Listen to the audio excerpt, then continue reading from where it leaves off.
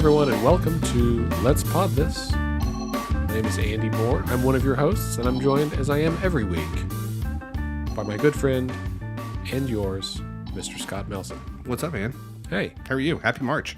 Thank you. It's my birthday month. I'm very excited. It's Ashley's birthday month. It's a good month. Spring is in the air. That's what I hear. It's a good month to be born. It's a good month to have multiple sessions of the legislature running. Yet again. Also, Scott, you'll notice in front of me today is a Blue Microphones Yeti model microphone that I'm using today. This is the first time that you and I both have used the same model of microphone since we started the podcast nearly 6 months ago. God, it's beautiful. We had some technical difficulties, and we've tried multiple different microphones. Today is the inaugural recording with both of our Yeti mics. I know I'm excited. So you will now get Andrew's dulcet tones with the same high quality of sound with which you enjoy the sound of my voice. Well, that's not to say my other microphones are paltry, although some of them have been less superior to this one. We've had some hit or miss moments here on the pod with technology, but right, when you're working on a shoestring budget, you do what you can. Amen to that. All right, Scott, what's been going on this week? You know, it has been a busy week down at the Capitol. There's a lot that's gone on. There's a lot that's happened. There's a lot that has not happened, as we're going to get into here a little bit later. And we're going to go ahead and start off this week with a news roundup, as we're wont to do. This is our Don't Miss This segment. There's a whole bunch of, there's so much to read out there. It can be really hard to keep up with what's worth your time and what's not. I realized today I will never catch up. Right. Well, what we're trying to do here is provide, a curated selection of articles that we found intriguing or important or, really worth a little bit of time for you to get into and check out. So that's what we're going to start this week. And you're going to put all these on the blog post, which will go up probably tomorrow. Yes, sir. They will be up on the blog with links and everything. Excellent. All right. Very excited. So up first this week is a great piece by our friend Catherine Sweeney from the Journal Record. Catherine's got a nice piece here that talks about several ballot initiatives that have been proposed in the legislature this week, mostly on the Senate side. These are initiatives that would do everything from lower the threshold for revenue-raising measures from 75% down to 60%. That was one of them. The one that probably is most interesting. Several other measures that would alter the Constitution should they be passed and come to the ballot in December. It's definitely worth checking out. One thing I'll say about this is a Journal Record piece, so there is a paywall. You'll not be able to access the article unless you have a subscription to the Journal Record. I would say that it is absolutely worth a subscription to the Journal Record for this piece and also all the other great journalism that they put out on a daily basis. It's really a fantastic paper covering politics and business here in the city. It really is. I mean, the Journal Record is Oklahoma's business newspaper, as you said, and I don't subscribe at the moment, but I saw one last night at school, and I thought, you know what, I need to. It's worth it, and their articles give a different slant than a lot of the other papers in town. So yeah, absolutely. And, it's a local paper. The writers, they live here in town. They cover local issues, and they really do a nice job. And I think it's important to point that out that, there's a lot of great media out there that's available for free or for a donation. But print media across the country is really suffering right now. We saw several layoffs at the Tulsa World this week. Yeah. Some great people that aren't going to have a job anymore. And I'm not saying that it's at the feet of all of us to change all of that for every newspaper. But if you've got this, if you've got a little money in your bank and you really enjoy this stuff, you can't go wrong with a subscription to some of the great local papers that we have here in the state. This is true. So, all right. Speaking of great local papers that doesn't even have a print version. Absolutely. Non-Doc. Our friends at Non-Doc have a great article this week talking about the risk versus reward for a teacher strike. So you may be aware that there's a petition going around started by a teacher in Tulsa calling on teachers across the state to walk out to pressure lawmakers into action. Trey's got a Facebook poll in here that talks about a pretty high percentage of respondents, 84% say that they would support teachers walking out and trying to pressure lawmakers into funding a pay raise. Wow, that's a really high percentage. Yeah, and he's also got a really nice history here of what the history of pay for education in Oklahoma has been, what factors that teachers should think about as they are deciding whether or not this is something that they should do. Again, definitely worth your time. Also, take a drink anytime I repeat words, especially absolutely. Absolutely. All right. Number 3 this week, Oklahoma Watch, our friends at Oklahoma Watch, who also, again, a local group. There's no cost. All the information that they put out there is available for free on their website. So they're a nonprofit doing some really great journalistic work. So if you feel like donating, they will accept and be grateful. They've got a piece this week that is a Q&A, essentially, about who can carry what kind of gun in Oklahoma. It's kind of a recap of all the gun laws we have here in the state. So it's kind of like your rights as a gun owner, if you are a gun owner, and also just to know who around us is possibly carrying gun. I don't know. Yeah. So it's I included it this week because, as we're going to talk about, there are several gun bills that were debated in the ledge this week and made it through committee. And this is, I think, Oklahoma Watch kind of trying to put the laws that are being discussed and debated at the Capitol now, kind of put those in the context of what gun laws in Oklahoma already are. So if that's something you're curious about, and because it's a current topic at the Capitol, we think you should be, definitely worth checking out this article at Oklahoma Watch. All right. The last two are not local papers. We try to spread the love here in our news roundup, so don't miss this segment. And this week we are traveling all the way to the Pacific Northwest, where the Seattle Times, yes, you heard me correctly, the Seattle Times has a piece on Representative Mark McBride. There's a little bit of backstory here, and I don't think that we've actually talked about this on the pod. No, so Representative McBride, several weeks ago, maybe a couple of months, it's all running together now, but he found a GPS tracking device on his vehicle and was certainly alerted that someone was tracking his movements, and thought that it might have been the wind industry because he had been a pretty vocal opponent of them, and it was kind of a little kerfuffle. But then this week we saw it came out that they haven't actually indicted anybody, I don't think, but they there was a police report that it may have been this like political operative from down in Texas known as Dr. Dirt. Dr. Dirt, yeah. And he's like almost 80, I think. He's not a young man.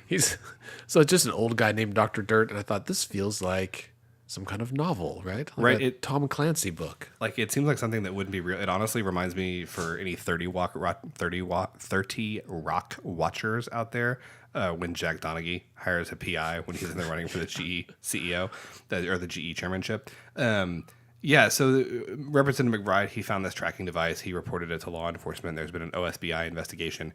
They found that the tracking device appears, my understanding anyway, the tracking device appears to have been placed by some private investigators. That private investigation firm was hired by the aforementioned Dr. Dirt. What is not clear at this point is who hired this guy. He's a political operative who specializes in what's called opposition research, which is pretty much exactly what it sounds like. Opposition research is Oppo research. Oppo research. That's what you want if you're running for office and you want the dirt on your opponent. Somebody who specializes in Oppo research is who you hire. So you'd hire Dr. Dirt. You'd hire this is what he does. He gets dirt on people. What has not been, I think, revealed at this point is who hired Dr. Dirt. So that's currently, I think, going to be the next kind of part of the investigation. But I just thought it was fun. I was like, the Seattle Times has an article about this. Must be slow news day up in Seattle. Well, it's really not, though, because the other thing that's been making news in the Pacific Northwest this week that has drawn a lot of attention in the Oklahoma City social media sphere is that the Washington State Legislature this week voted to exempt themselves from the Open Records Act. Right. And that has made like front page headlines in all the major papers across the state of Washington. People are writing editorials. There's letters to the editor, news. I mean, this has been a huge, huge deal. Why would that make news in Oklahoma City? Because the Oklahoma legislature has exempted themselves from open records for like the last several decades. That's just the way that they do business. And so it's an interesting contrast to see that in another state, when legislatures take steps to operate the way our lawmakers already operate here, there's this public like outcry. But in Oklahoma, we're kind of numb to the fact that the legislature can kind of, when they want to, they can do things in secret and not really be answerable as to what happened. Right. And we'll talk about that a little while later because it came up in a bill this week about another board or agency a committee that they were going to appoint that would also be exempted, even though it seems counterintuitive. Right. So that's the fourth article this week from the Seattle Times. And then last this week, the Kansas City Star. Oklahoma City is making news in the Kansas City Star. And I'm not going to say it's in a good way or a bad way, but I think it's maybe not what we would hope. There is a bill this session to mandate that all schools would have to display the national motto, which is "In God We Trust." That "In God We Trust" would have to be displayed in every classroom, in every public school in the state. Florida is passed, their state legislature passed a similar law last week, and so the similarity between these two laws in Oklahoma and Florida is really the subject of the Kansas City Star article. I just kind of thought this was interesting. I also, one of the things that the representative sponsoring the bill says in the article is that, like, he feels like this is important because this is the national motto and it shows that our forefathers felt this was important. Just so we're all clear, "In God We Trust" was adopted as the national motto in like 1954. Right. So it was not since the beginning. Yeah. So this was not like Jefferson and Franklin and Washington all sitting around saying, "In God We Trust" shall be the national motto. No, it was right in the middle of like voter suppression and at the beginning edges between the war and the civil rights movement. Yeah. Basically. Yeah.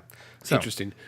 And this proposal would require it to be, not just allow it to be, because it's certainly allowed anytime. Yeah. It would require it, but it also requires that it be paid for with private funds.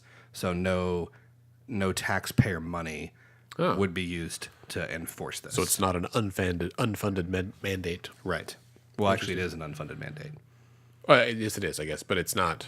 But okay. Fair point. Fair point. It is unfunded, but it's not required to be funded by the state, which is good for a state like us that is sorely short on actual funds. Indeed, which we'll come back to here in just a minute. So that is Don't Miss This for this week. We are going to take a short break, and we'll be right back with a recap of all the legislative activity that you have been just waiting for this week.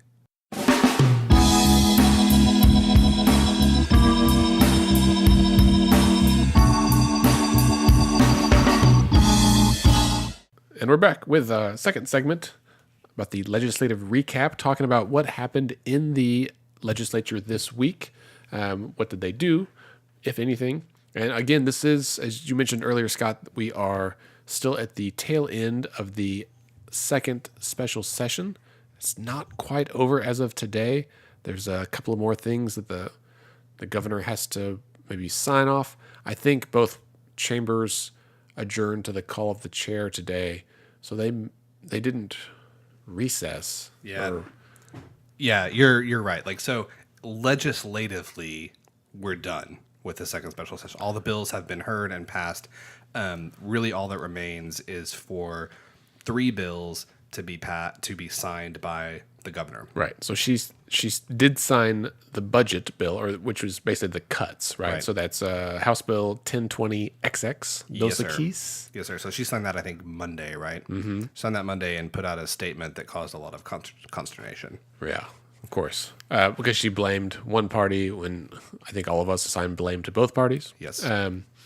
So that was 1020XX. Another similar bill, 1022XX.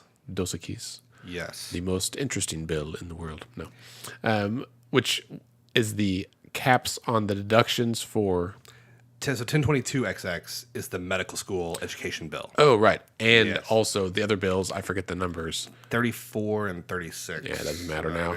But the two things that they instituted caps on deductions for railroad and coal credits. Yeah. Which is, so long story short, it generates some revenue because it limits how much those industries can deduct. Yeah, I mean, and it's not much. Like, I think it limits railroads to like 800,000 or $1 million. I mean, it's not much money. No, but how interesting is it that we're still dealing with deductions and credits for the railroad industry? Right. When's the last time? I mean, that made a huge deal in like 1901. Sure.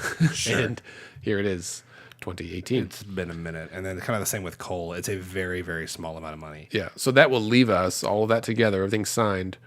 That ends this past year. And so the cuts rolled out as she signed 1020XX that institutes a 2%, basically a 2% cut for these last 4 months. Right. For all agencies, right? We're They all spread just- it out. Yeah, nobody is held harmless. Right. Not just the healthcare agencies, which were the ones that were initially affected. This goes to everybody. Yeah, yeah. So starting next year, we're already in the 2019.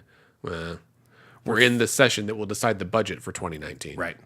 Which that fiscal year starts in July. So the decisions the legislature makes now in the regular session is about the budget henceforth from now on. Is about the budget for next year. Right. That starts in July 1st.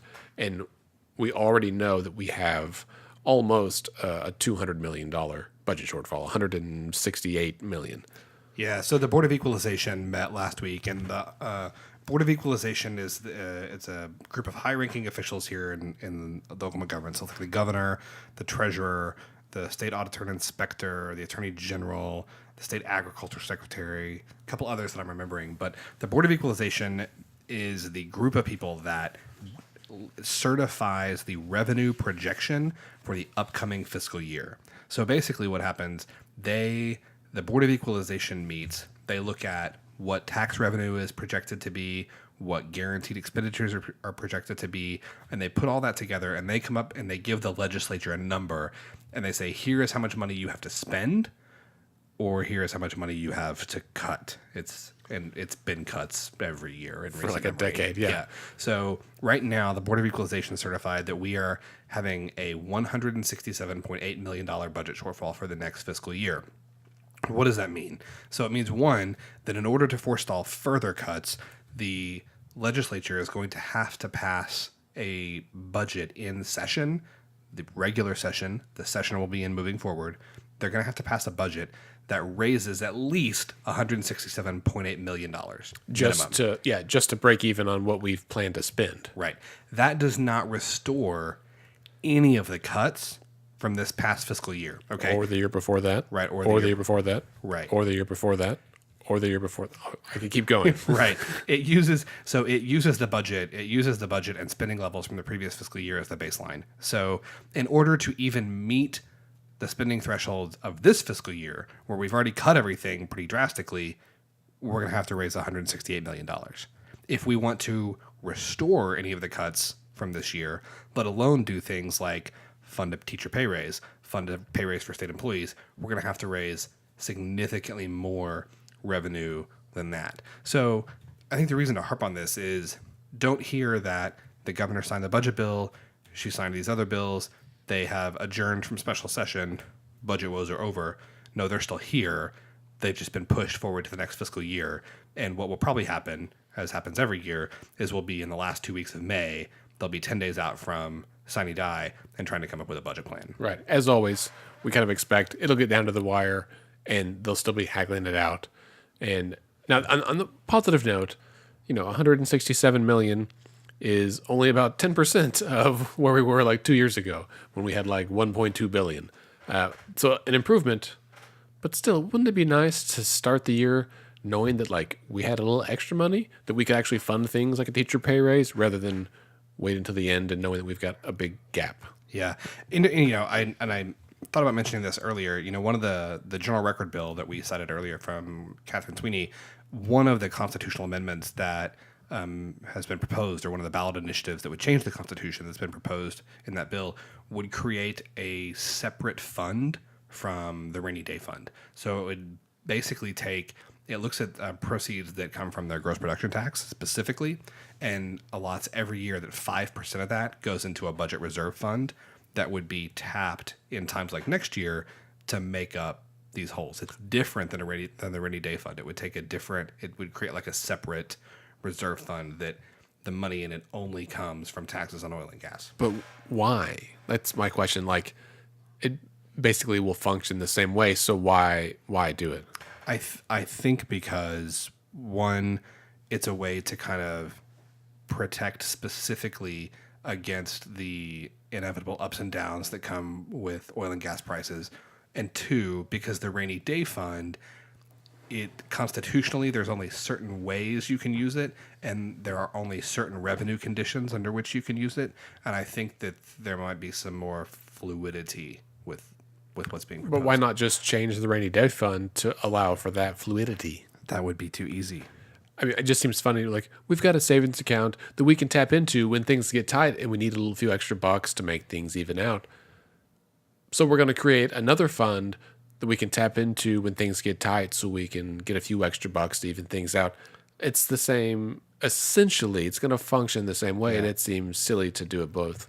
I mean, I think that's a valid question. Now, one thing I will say, full disclosure, I've read a lot of legislative language this week.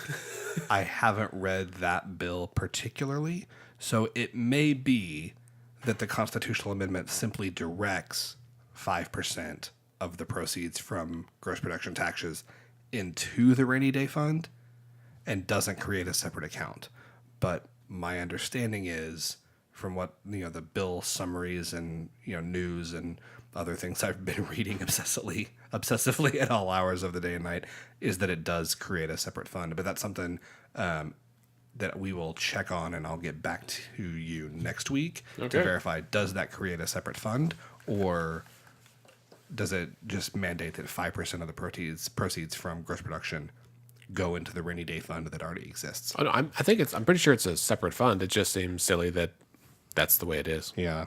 Anyway. All right. So moving on, a quick thing to caveat is that, a lot has happened, but kind of like nothing really happened. A bunch of bills have passed out of committee, but that doesn't mean that they are law yet. And so basically, when you and I were kind of prepping for this, we joked that if bills didn't pass committee, if bills are dead, then they're essentially dead for this session.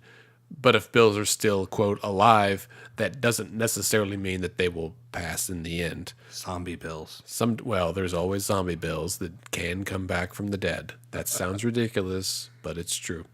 So one thing to hit on, too, we've said several times how busy this week was, and you just mentioned all these things coming out of committee. So why was this week so busy, and why was there so much committee work done? There's really two reasons. So the first and most pressing reason is that today, actually, March 1st, was the deadline for bills in regular session, the regular legislative session for the, what are we in, 56th legislature? Yep. To be passed out of committee. That deadline was today. So in order for a bill that like a House member wanted to have heard, if that member wants their bill to become law, today was the deadline for it to be passed by the committee to which it was assigned in the chamber of origin. Right. So which for House members would be the House and Senate for the Senate. Right, yeah. So House bills had to pass House committees, Senate bills had to pass Senate committees. Right. And if that doesn't happen by today, then they're done. But even if that does happen by today, they may still be done. Right, because sometimes bills pass out of committee, but just because the makeup of that particular committee, and everyone kind of knows that like this doesn't have a shot in hell of passing the floor. Right. And then there are other bills that pass only under certain conditions. So one thing that you may have seen and that we'll talk about today is a bill that passed, but the title was stricken. So lawmakers can go and they can, through a kind of a quasi-amendment process, they can say, we want to do what's called strike the title from this bill. Strike it. And what that means is that the bill can pass, but out of committee. However, before the bill can be passed by the House and the Senate and signed into law, the title has to be put back. And usually it's because they're going to do some kind of amendments between now and when it's heard again. Right. So striking the title in committee is a way for lawmakers to say, okay, I'm gonna go with you. I'm gonna pass this bill out of committee, but we're gonna pull the title, and that's like a safeguard to kind of help ensure that there's one more hoop that the bill has to go through before it can be passed and signed into law. I'm curious how many times a bill that has had its title stricken didn't go any further. Like, because most of them, the ones that I have noticed, the title gets stricken, they make some amendments, it comes back on the floor, and they say, okay, we're putting the title back on, and they just keep rolling with it. And so I don't know that it's kind of like, well, we'll pass it with these amendments that I'm yet to make, basically. So. Right. Well, so we're going to kind of keep going. And this week, because so much has happened, we're going to try and kind of focus on certain policy areas, education, healthcare, budget, these sorts of things, to help kind of organize this discussion a little bit, both so we can keep our heads straight and you can keep your straight listings. And so first up this week was education. really legislatively, a lot did not happen in education this week, but there's been a lot of talk about education. As we mentioned earlier, teachers are threatening to strike. There's been a lot of buzz about that. Andy, thoughts on they shouldn't? Would it be effective? Would it not? Oh, I don't know. So, interestingly enough, the teachers in the entire state of West Virginia were struck. Nope, not that one. Struck. Anyway, teachers in West Virginia were on strike yesterday. So every school in the whole state was shut down because of that. And was it yesterday or the day before? Anyway, it resulted in a 5% increase, which is not that much money, really. And so, I mean, for teachers in Oklahoma, it would be about $8,000, which is a pretty good chunk of change. So, I mean, I think that's basically what they're fighting for. Our teachers would love to have that. I know today there was a school up by Tulsa that some teachers and students walked out and were kind of picketing across from the school. I saw a tweet from former Oklahoma City Schools public superintendent Aurora Laura that was kind of saying, like, encouraging folks she was saying, hey, I'll help you make lunches so that students don't go without lunch, but like really let's kind of gear up for this. I won't be surprised if they do. I don't know if it'll make a big difference. I would hope so, but again, in the past 3 years, the teachers have had very large rallies, like more than 10,000 people at the Capitol, and they've not had a raise. And so at this point, man, I don't know what it would take to really make a difference. No, I agree.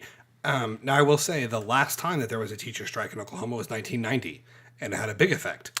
There was there was a big tax increase. They got a substantial raise, and the response to that was the passage of State Question 640 in 1992, which is the reason that we're in the kind of conundrum. I want to be clear. I'm not blaming the teachers. I'm just saying it has happened before, but sometimes when any kind of organized group, labor group takes steps like these, there can be repercussions that are maybe hard to foresee. Well, and again, so in 1990, the Democrats had a supermajority, basically reverse of the way it is now, and teachers had a big strike. The Democrats passed House Bill 1019, which set up the 1019 fund, which apportions a certain amount of money straight to education, and that fund was set up on the back of a big tax increase, income tax increase, I think. And people were angry about that. And so the next year, there was a budget initiative to make it more difficult to raise taxes, which was known as State Question 640. And here we are again, 28 years later, facing the solution to the problem has now become the problem again. Yeah. History just repeats itself. Right. Amen to that.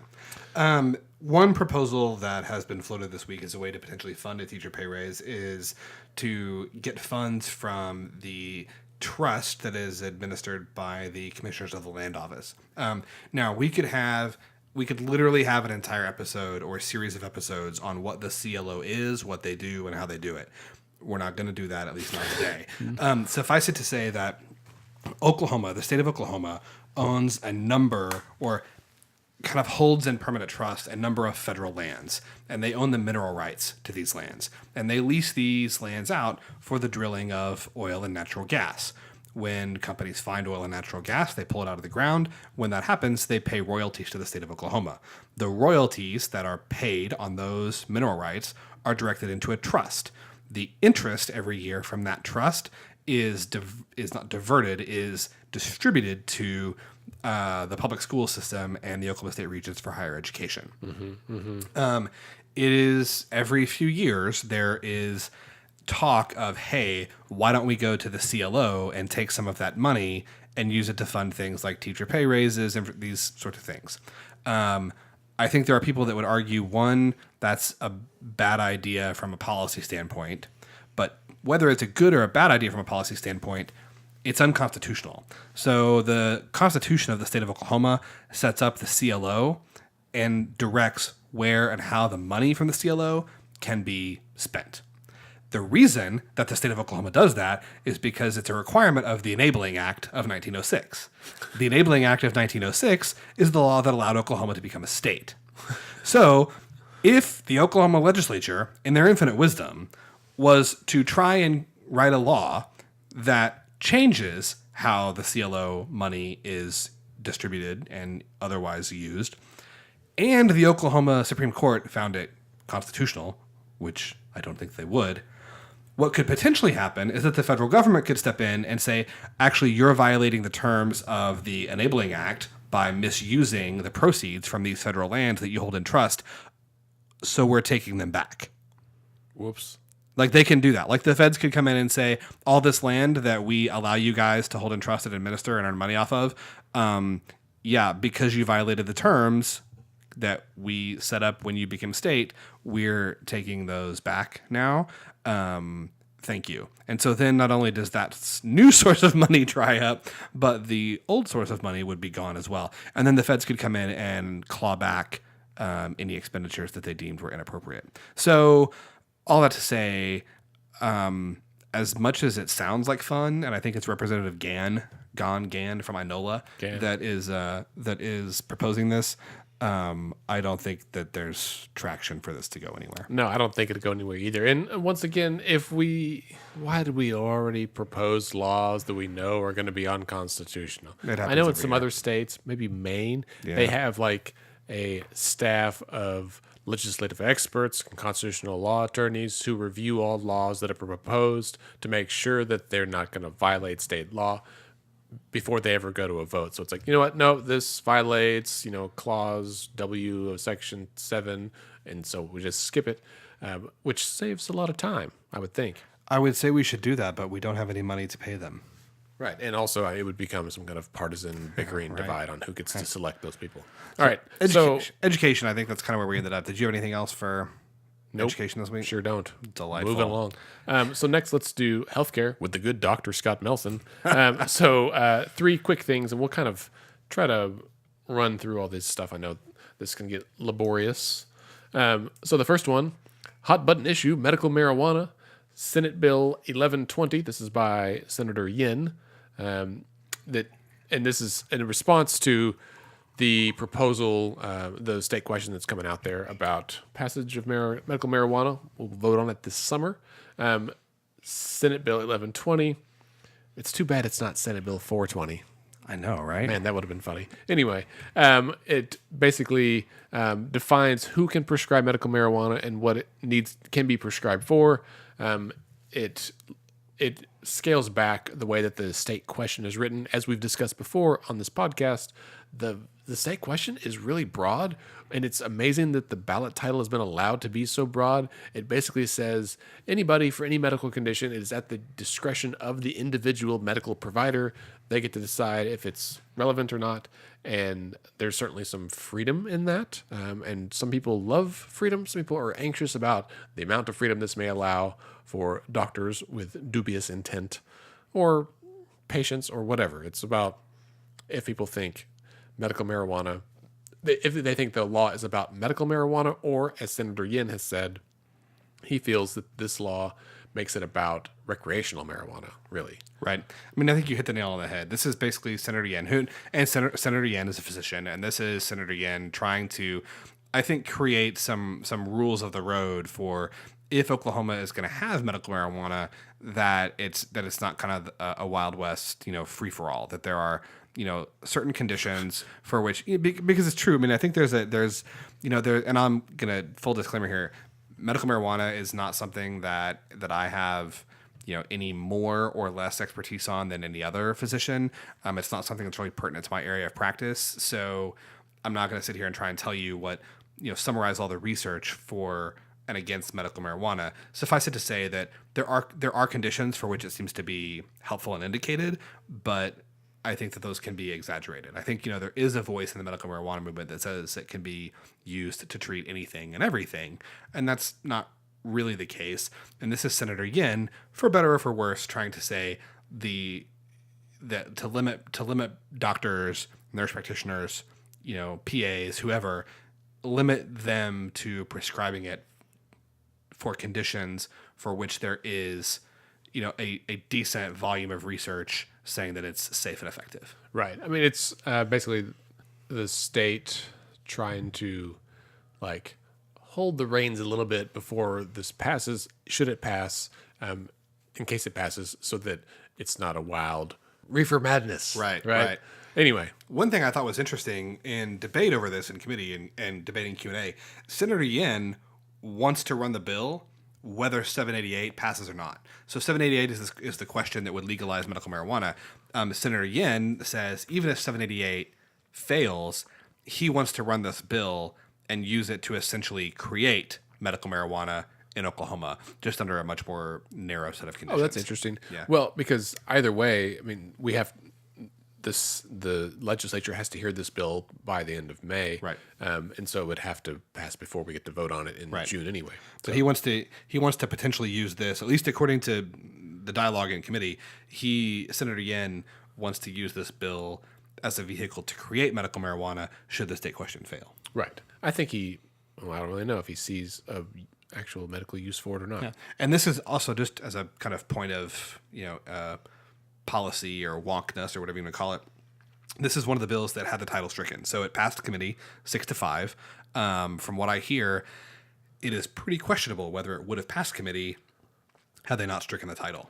Right. Probably get that extra vote on there. Yeah. All right. Well, speaking of Senator Yen, there was another bill that I think garnered some attention, Senate Bill 1123, also authored by Senator Yen, that removes the provision that allows parents, I guess this is in place now, parents can submit a letter of objection, so their kids don't have to get vaccinations.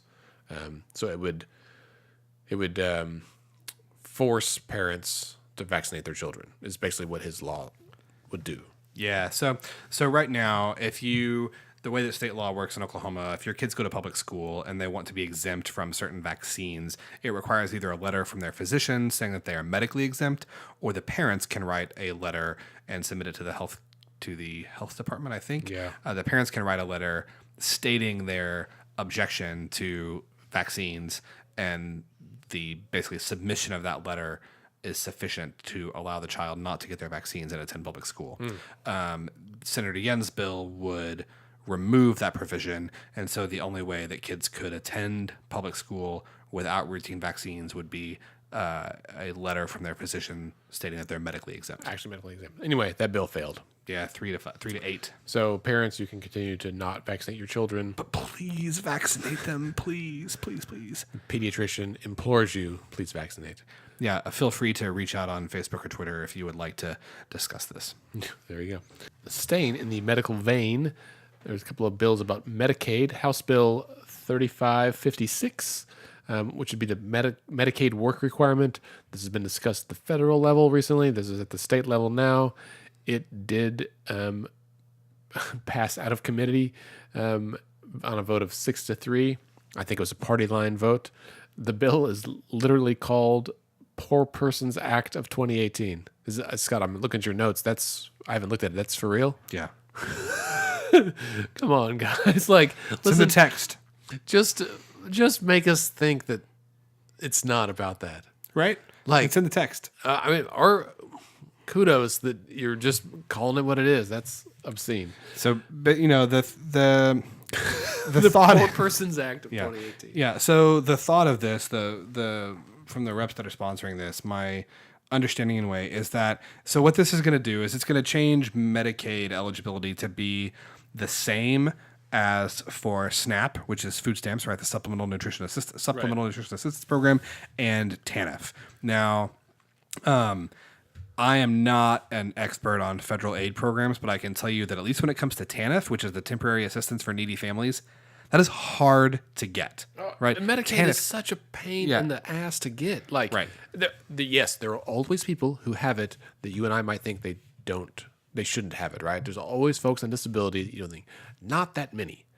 They still had to jump through all the same hoops. And I have helped countless people apply for Medicaid and disability. And I tell you, it is a pain in the ass. I could not do it myself.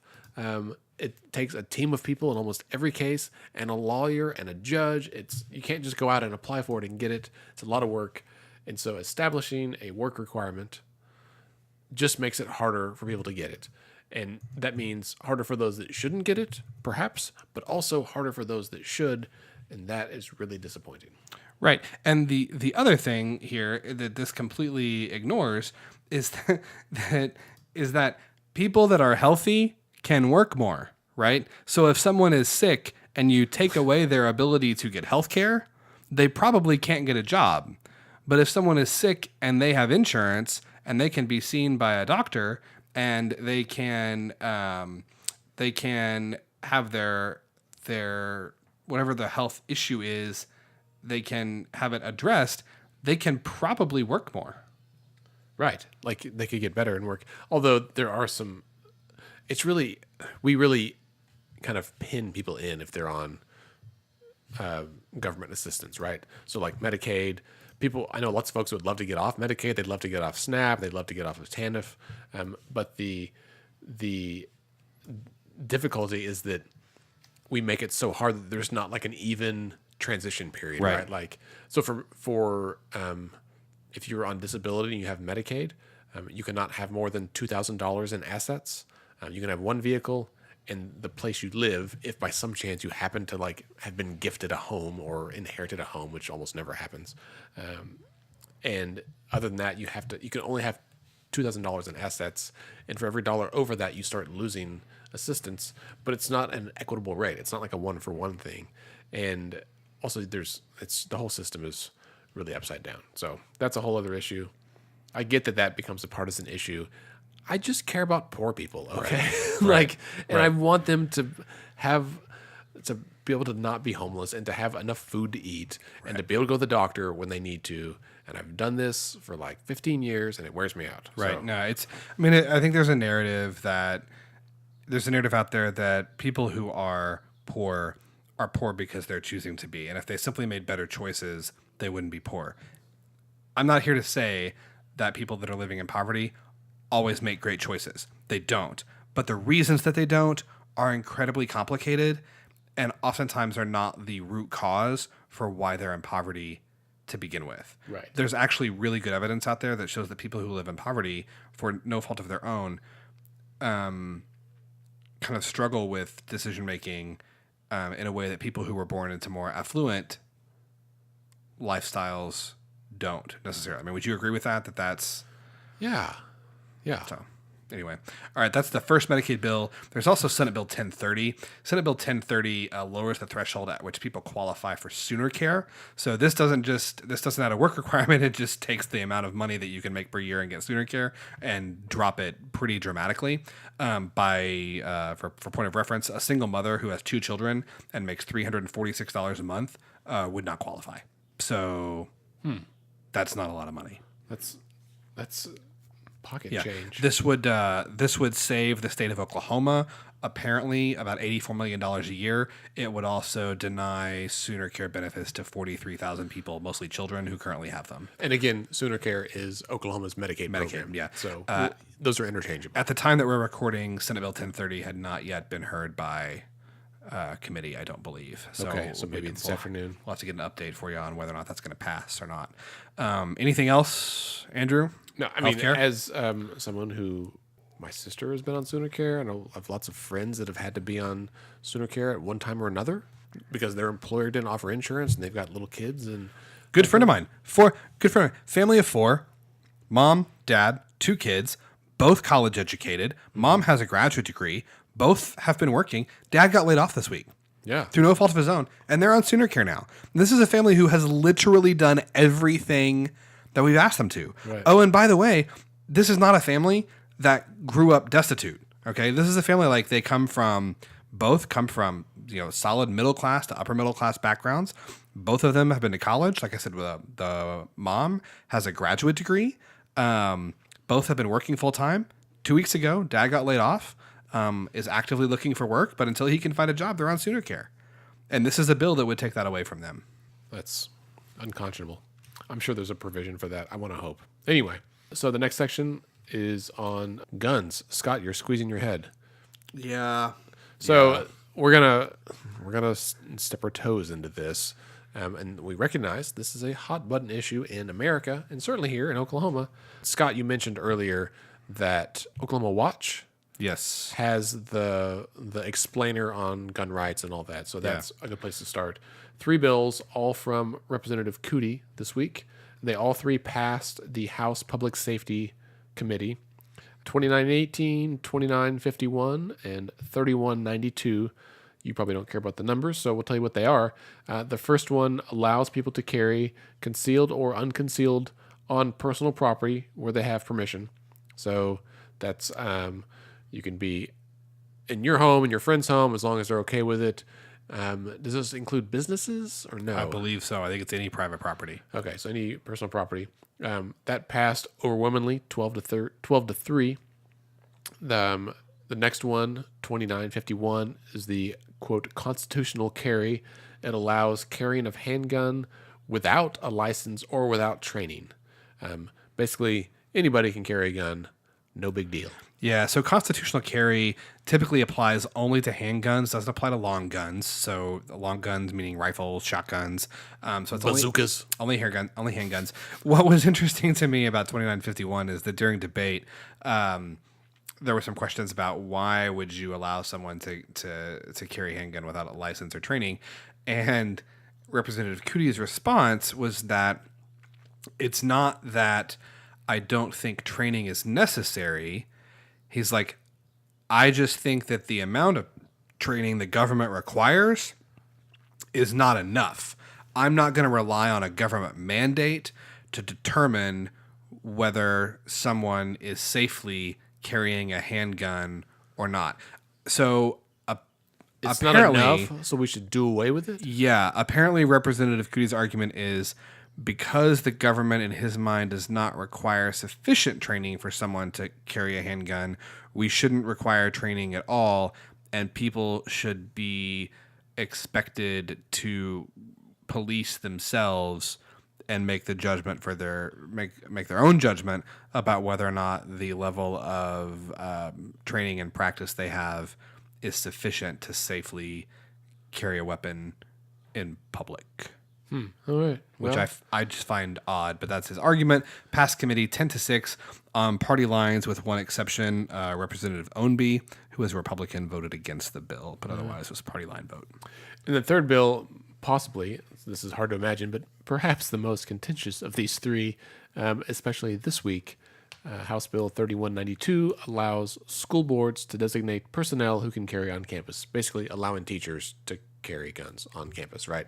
And this was not just teachers, janitors, service personnel, administrators. Right. School boards can and will decide who. The school board is ultimately the authority, not the state or local government. The school board is ultimately the authority about who can carry on campus or not. So I just want to say, did this pass the House committee? It did. Okay. Party line vote again. So yet again, maybe a reminder that should this pass both chambers and get signed by some chance, that would give this authority to the school boards. This is why school board elections matter, because you didn't think about it at the time. You thought they're just voting on like school bonds and like build a new gym, but it turns out they might be the ones deciding who gets to carry guns into the schools. So, yeah, and again, we're not here to kind of comment whether this is good policy or bad policy. Like, I have my own personal thoughts about this. I'm sure that Andy does too. We're just trying to let you know what's happening in the legislature this week, and let you know, like, is this something that you have a strong opinion on one way or the other? And if it is, contact your state representative or your state senator and let them know your thoughts. Then our last bill in this section, Scott, you have this under a heading called dumbass stuff. I really... I have a feeling you want to talk about taking his glasses off. He's rubbing his eyes. He's ready to go. Do you want me to set it up here? It's Go for House Bill 2725, banning co-eds, which, okay, first of all, co-eds is such a funny term to me. Right. I mean, it just... Bans co-ed housing in universities. So I assume this applies to state universities? Yes. Because many private universities already banned this. My alma mater, Right. We had separate dormitories across campus. There was no commingling Which whatsoever. is funny, because at my private university, it was encouraged. Really? We had open My dorm. my wife and I met because we lived not across the hall from each other, but close. Well, I mean, people still met at my alma mater as well, but we had open dorm maybe once a semester where you could go over for 3 hours and go into the girls' dorm, or they could come into the guys' dorm. I say it was encouraged. We You had to keep we your doors open, though. we well, there was none of that. Stay vertical. I think our rule was that people of the opposite sex had to be out of your room by 2 a.m. What? Yeah, I just felt like this was, so the bill bans co-ed housing. It defines co-ed housing as men and women sharing the same dorm, men and women living on the same hall. It says that men and women can live in the same hall, provided it's on separate wings and provided that there is controlled access between the two. And I'm just, can't we let adults be adults? Like, Well, can't we let universities police their own? I mean, Why do we need a law about this? and the thing that really got me about 2725 is that it has an emergency clause. Like, it has an emergency clause. Which would make it take effect this semester. Yeah. Now, let it be known the bill got laid over in committee. If it's going to pass, it's going to happen today. Last I checked, nothing has happened. I'm sure I it just won't. think it's ridiculous that this is even a thing we're talking But about. this is a funny deal. So if they, let's say, for the sake of argument, it did pass both houses and the governor was going to sign it like right away, and the emergency clause passed. If they did all of that in the next 2 weeks, by some magic, it could go into effect before the school year is out. And what happens? right before finals. And what happens to the people that are Do already you have to living? move in the Right? week before finals? Right. This is- all right. Well, anyway. So that is our recap of kind of what happened in the legislature this week. Normally we try to dig into the weeds a little bit more and talk about, was there any really notable debate on the floor? Really this week there was not a lot of floor action this week. It was really all committee. Andy and I think follow kind of the social media accounts of a lot of the legislators pretty closely to see if anything interesting is happening there. This week, not a lot of tweeting from legislators because they're all in committee meetings all the time. I think Senate Appropriation and Budget Committee yesterday had 69 bills on its agenda, which is a lot. So, Andy, any kind of thoughts? What does all this mean? How do you feel after where we're ending the legislative week? I think everyone's ready for spring break. Amen to that. And it's been just a busy time with both sessions, and so I think everyone is relieved that the special session is coming to an end. Finally, we can finally put an end to the 2017 session and fully focus on this year. So I guess just keep plugging ahead. And I think now this allows everyone to go home for the weekend and sleep, and then get ready for next week to come back to work and really have their entire brain focused on the 2019 budget and what needs to happen during this regular session. And start hearing all the bills that passed in the opposite chamber that they haven't had time to pay attention to yet. That's exactly right. Exactly right. All right, so let's take a quick break, and when we come back, we are going to discuss Partisanship. Oh, right. A few thoughts on partisanship. Indeed. We'll be right back.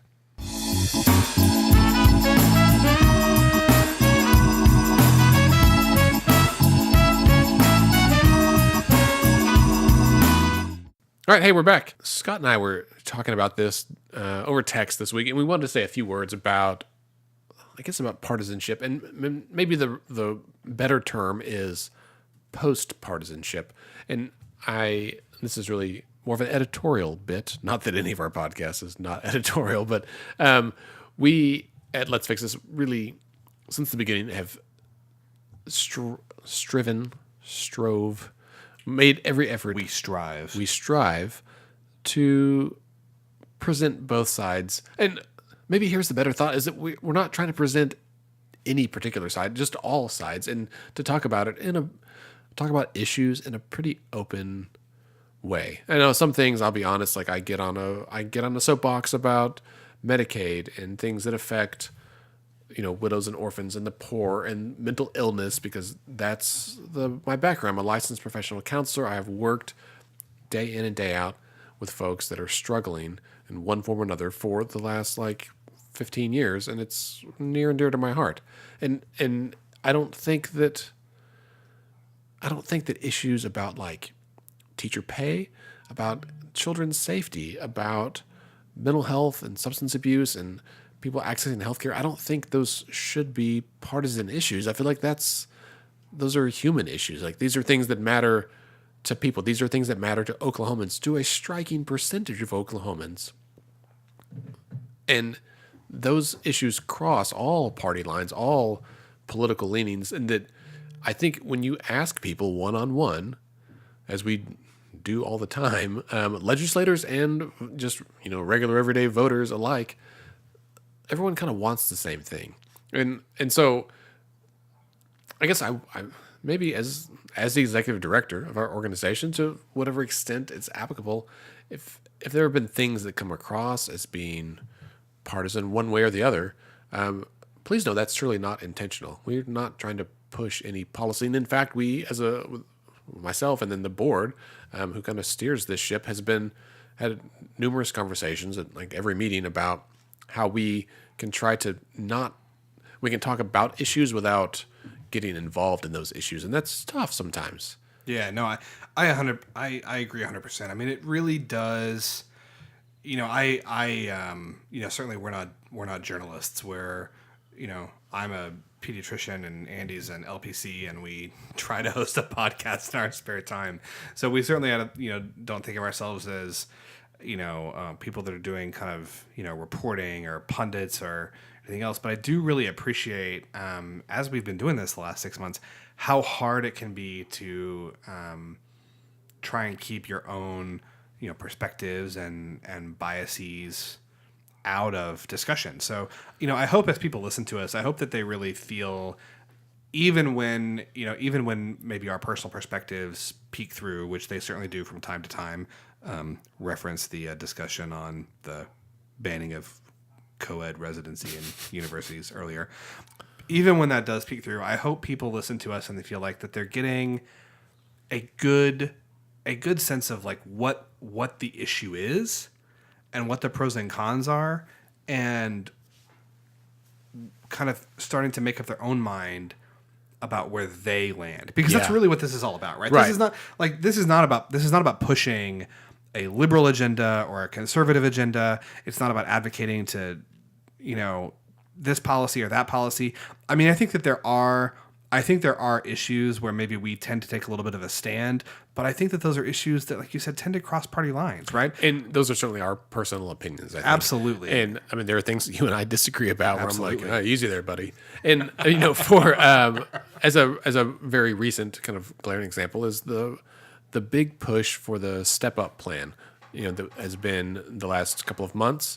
I got a lot of flack from, people, that send me emails and direct messages, which I always appreciate, and I try to respond to all of them. But there were a lot of folks that were really upset that we as an organization didn't take a stance on the Step Up plan. They were specifically saying they were mad that we didn't endorse it, disappointed we didn't endorse it. And I tried to explain I'll say it used to be me, but now it's really the board, that you work for me, buddy. That's Don't right. forget it. That let's fix this stance on this stuff is irrelevant. There are plenty of groups and people telling you if you should or shouldn't support it. What we want to do is give you more information and help you think about all sides of an issue so that you as a voter can decide. And if you end up on a different side, then that's okay. Like that's what democracy is all about, right? Right. Absolutely. I mean, like our goal here is for you to be engaged with government in a way that maybe you haven't been before. If you're somebody who never votes, then our goal is for you to maybe vote in some elections. If you vote every time, then maybe our goal is for you to maybe start coming to the Capitol, talking to your legislatures. Right. If you come to the Capitol and have lunch with your legislator every week, then That's awesome. maybe our goal is that you invite us to come with you. Yeah. Right. Our goal is for wherever you are in kind of your journey of civic engagement. Yeah, you like that. Our goal is for you to take the next step and for us to be there to help you. Yeah. And also coming back to the topic of partisanship, or I've read a few articles about post-partisanship, and we'll probably have a blog coming out about this in the next week or two, that in Oklahoma, to some degree in America, I think there are people that are very frustrated with the way things are going. So in Oklahoma's history, a brief history is that Democrats were basically in charge for 90 years. Yeah. And then the Republicans have been in charge for the past 20 years. And here we are, like both sides. Nobody does a great job. Right. I mean, there's failure on both sides, right? And in fact, as far as voter registration goes, there are more independents that more people are registering as independent month after month than either party. And I know a lot of people from both parties that have switched. I myself, I was a Republican for the first 10 years of my life, and then I changed my registration somewhere in 2008 or 2009, maybe, to Democrat. And I am going to change it to independent here in about 2 weeks when I move, to be totally transparent, because I'm just frustrated, I think, and not disenfranchised, but certainly disappointed, I think. And that's my choice. I don't know that I'll stay as independent, but I feel like that is if I've got to assign a label, that's the one that feels most representative of how I feel and how I vote, that is not tied to one side or the other. Yeah, no, I think that's really good. So, I mean, I just, I hope that no one, I hope no one listens to us and thinks that we're trying to promote a particular agenda. I hope that no one wants to come to one of our Capitol days or our Capitol crawls or one of our trainings or forums and feels like they can't because their perspective wouldn't be welcome. Right. We love to talk to anyone and everyone. I'll tell you right now, if you love to talk, I don't care if you're Republican, Democrat, liberal, conservative, progressive, independent, libertarian. If you like whiskey and talking politics, I will meet you anytime, anywhere, and we can sit and talk as long as you want, because I love talking about this stuff. This is my, I love my job, but this is what I love to do when I'm not at my job. You know what I mean? And I love talking with people who agree with me, but I love talking with people who disagree with me even more. That's exactly right.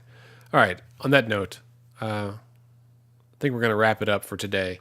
I do want to say that OK Ledge needs to step it up because the Utah House of Representatives have put out... Did they just call us out? No, they put out a rap video. Oh, they did. About how a bill becomes a law, and it's set to the tune of The Fresh Prince of Bel-Air, which is certainly a throwback to my childhood. I'll have to watch that. Can I put in a quick postscript? Yes. Just an update that I'm sure all of our listeners are dying for. Yes. Folks may remember that 2 weeks ago, on Valentine's Day, our Valentine's Day episode, I referenced my father and that he does not listen to the podcast because I wasn't sure he understands what a podcast is. Not 48 hours later, we were on a long car trip together, and I said, we're going to listen to the pod. And he said, what is that again? And I played it for him. The old man really got a kick out of it, really enjoyed it, and I showed him how to subscribe. Now he's a subscriber and says he's going to be a weekly listener. Nice. Now, he's also my father, so take that for what it's worth. But we've got at least one new subscriber in the last 14 days. And if you have any friends that you think would be interested in this kind of discussion, please share it. Let them know what we do. Let them know what we're about. Let them know where they can find it. Please subscribe and rate us on iTunes. I'd like to take a minute and just sit right there. I'll tell you how a bill becomes law in this our chamber.